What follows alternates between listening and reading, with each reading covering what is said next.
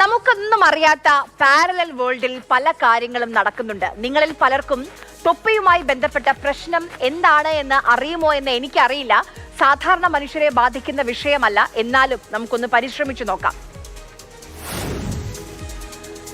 യൂട്യൂബിൽ live stream ചെയ്താണ് തൊപ്പി പണം ഉണ്ടാക്കുന്നത്. അങ്ങനെ പണം വരുന്നു, പണം നമ്മുടെ കയ്യിലേക്ക് എത്തുന്നു എന്ന് മനസ്സിലാക്കിയപ്പോൾ തൊപ്പി കുറച്ചാളുകളെ കൂടി ഇതിനായി കൂട്ടുന്നു.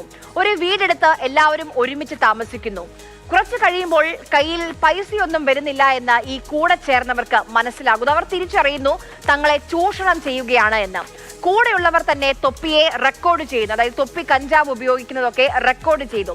ആ റെക്കോർഡ് ചെയ്യുന്നു. അത് ലൈവിൽ വന്ന് തൊപ്പി ഇങ്ങനെയാണ്, കള്ളും കഞ്ചാവും ഒക്കെ ഉപയോഗിക്കുന്ന ആളാണ് എന്ന് ലൈവിൽ വന്ന ഈ തൊപ്പിയുടെ കൂടെയുള്ളവർ തന്നെ പറയുന്നു. തൊപ്പി ബിരിയാണി കഴിക്കുമ്പോൾ ഞങ്ങൾക്ക് ചോറും സാമ്പാറും മാത്രമാണ് കിട്ടുന്നത് എന്നൊക്കെ പറയുന്നു. മാത്രമല്ല, ഇതിലേക്ക് ഹനാൻ ഷായെ കൂടി വലിച്ചിടുകയാണ്. ഇതൊക്കെയാണ് രത്ന ചുരുക്കം, മനസ്സിലായ കാര്യങ്ങൾ. എന്തായാലും പാരലൽ വേൾഡിലേക്ക് ഇറങ്ങാൻ കേരള പോലീസ് തീരുമാനിച്ചിരിക്കുകയാണ്. ബ്ലോഗർ തൊപ്പിക്കെതിരായ പരാതിയിൽ കൊച്ചി സൈബർ പോലീസിന്റെ പ്രാഥമിക അന്വേഷണം ആരംഭിച്ചിട്ടുണ്ട്. 3 പരാതികളാണ് തൊപ്പി എന്നറിയപ്പെടുന്ന നിഹാദിനെതിരെ ഇതുവരെ ലഭിച്ചിട്ടുള്ളത്.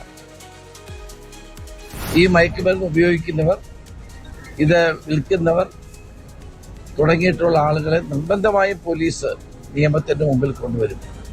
അങ്ങനെ കച്ചവടം ചെയ്യുന്ന ആളുകളൊക്കെ ദയവായി അത് കച്ചവടം ഉപേക്ഷിക്കും.